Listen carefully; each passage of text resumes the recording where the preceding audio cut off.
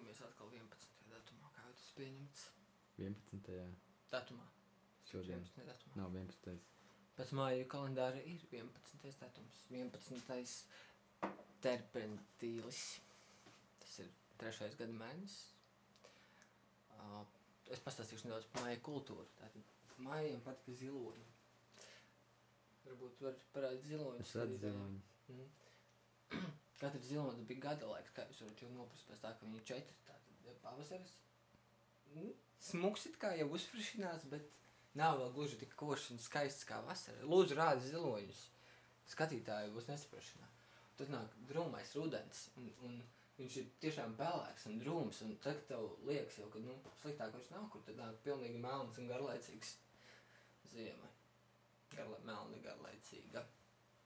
Tāda bija tā māju izpratne par gada laiku maiņu un par gada uzbūvi. Tad, protams, bija vēl paralēli viņiem novirs reliģijā, kur bija visi principā pīpē zāli, un viss bija krāsains un jautrs. Katru gadu laiku viņiem bija tikai 4 arī gada laika, bet pavasaris viņiem bija patiešām mazs. Tāpēc, ka viņi ražas novākšana bija tajā laikā. Un kā var redzēt, visi bija raibi, un tad uz ziemu bija tāds drūmāks nedaudz, jo tomēr kaņepes tik labi neaug ziemā.